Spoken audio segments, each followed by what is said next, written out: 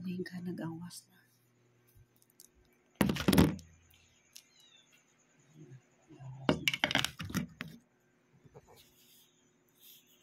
Nag-awas. Ay, kumukulo ang lana ko. Kumukulo talaga ang lana ko. Ay, kumukulo siya. Ay. Ay. Naku po. Ibang ano po to ha, ibang langis na po to. Ibang langis na po to.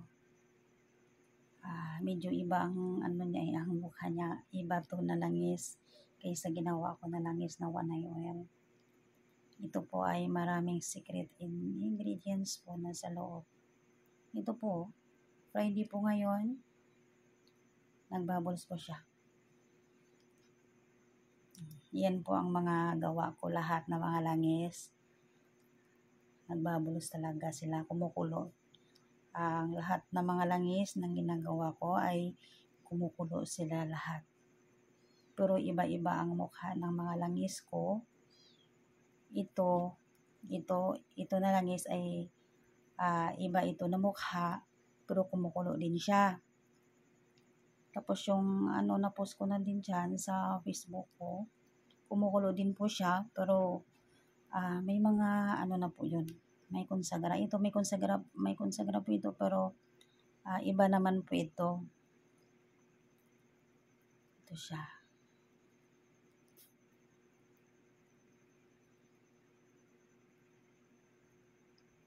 Parang abot na oh. Kasi, may ginamot ako kanina. Siguro mga 9 PM na sila nakauwi, or I think mga 8:30 PM. Itong gabi lang po.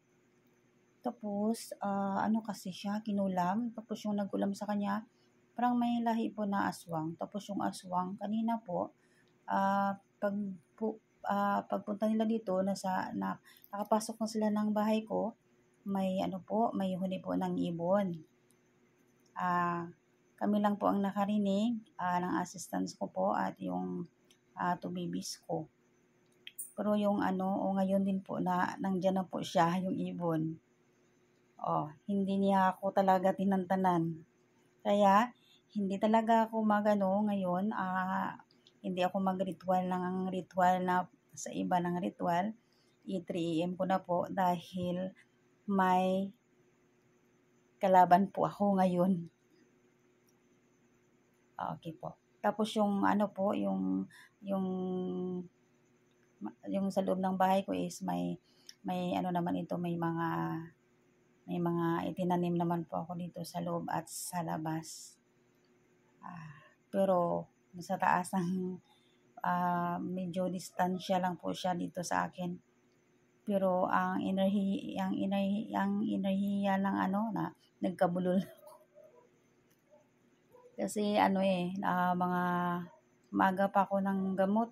Tapos hanggang itong gabi lang po ako natapos, kaya nagbululol po ang mag-speak ako yung yung mga words ko parang hindi na tama. Nagbululol na sa Latin. Kasi minsan ang ginagamit ko sa Ave Maria is Ave Maria po. Ave Maria. Plena. Dominus Tecum. Ave Maria ko po ay Latin po ang ginagamit ko. Kaya minsan ang mga words ko po ay parang hindi na tama. Kasi since 6 AM ako nag-ritual, tapos maya-maya may pasyente na ako.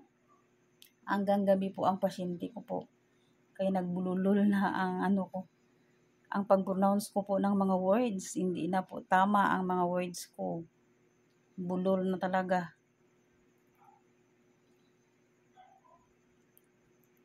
Ito po. Hindi ko na po sabihin kung ano po ang mga ingredients ko po sa loob ng aking gawang langis. Hindi ko na po sabihin kasi sa akin lang yan eh. Bawal eh. Bawal kasi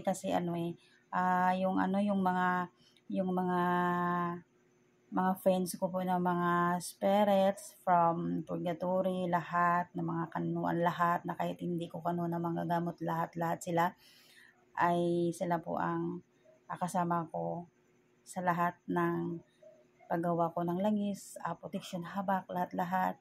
Sa aking paggamot sila po kasama ko at praise si God. Kaya hindi ko po masabi ito kung ano po mga ingredients ko sa loob.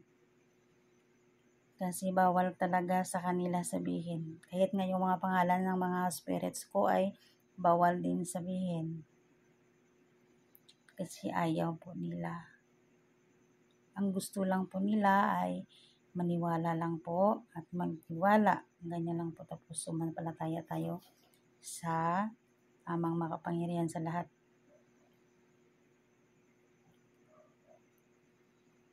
Dahil siya lang po ang ating tagapagligtas lahat. Wala na pong iba.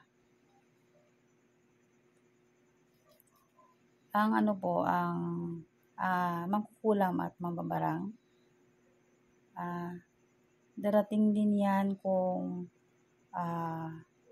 makaharap na nila ang Diyos sa astral o ang anghel. Yung demon po na inutusan nila, kasi hindi naman po yan gagana ang lahat ng orasyon kulambarang kung wala po demon, kasi yung demon po gumagawa niyan. Magic yan kaya spiritual po. Spiritual sa hangin, spiritual with emotion sa lahat po. Konektado po ang isip at ng espiritu kung sino po ang inutusan nyo. Ganyan po. Pag makaharap na po ang anghel ng Diyos o ang prinsipe, kung sino po ang tinatawag ng mga ibang tao, para pag hadlangan ang mga nais na gumawa sa mga taong mabuti, mga inosente, hindi po yan magtulong sa inyo ang demon. Hindi po yan magtulong sa inyo kahit anong mangyari.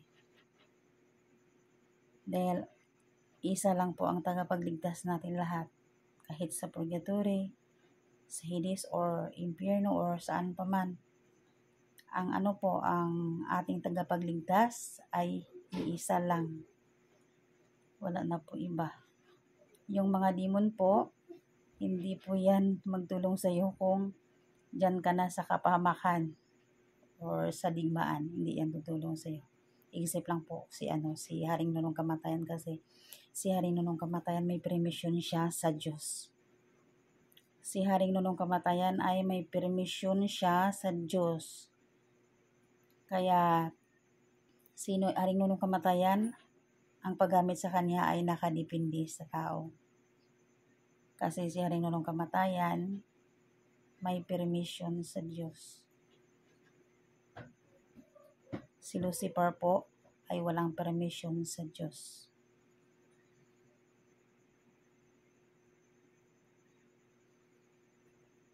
Matagal na siya, kumukulo pa siya.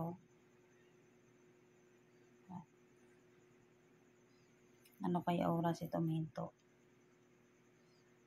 Siguro umaga na siguro, kasi umaga uwi na ang kalaban ko. Nandiyan sa kabila yung kalaban ko. Distansya lang dito sa akin. Yung enerhiya ng kalaban ko ay maramdaman ko po dito sa loob. Kasi distansya lang po siya sa akin. Yung enerhiya niya talaga.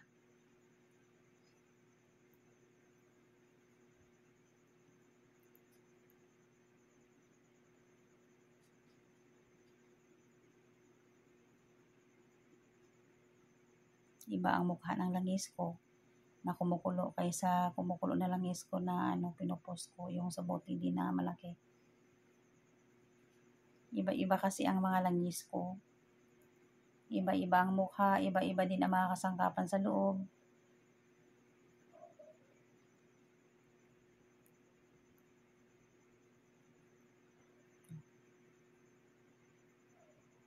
Pero dito, ito siya galing.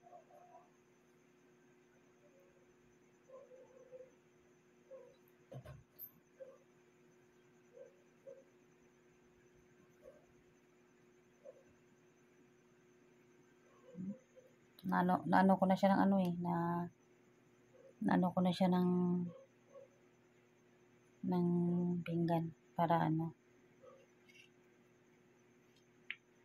para di maano.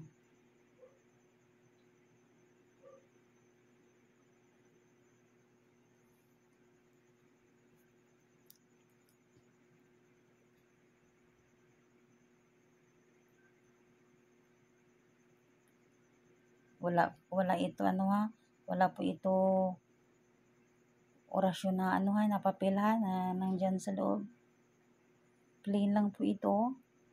Walang orasyon sa loob, walang papel.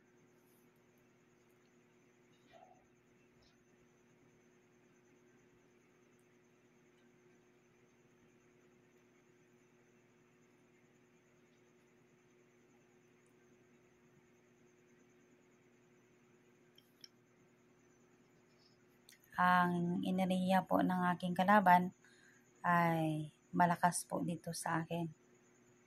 Pero hindi siya talaga abot dito. Hindi siya talaga abot dito, hindi niya kaya. Kasi distansya lang po siya. Distansya lang po. Kasi hindi siya nakaabot dito Dito lang siya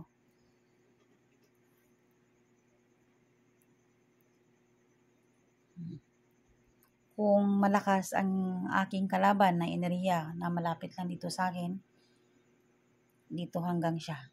Hanggang dito sa baba. Maglabas talaga yung oil.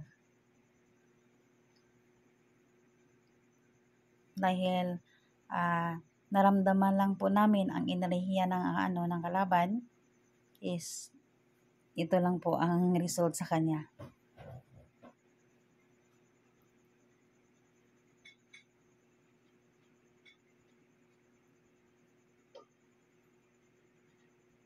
Medyo matagal-tagal pa po ito. God bless you all.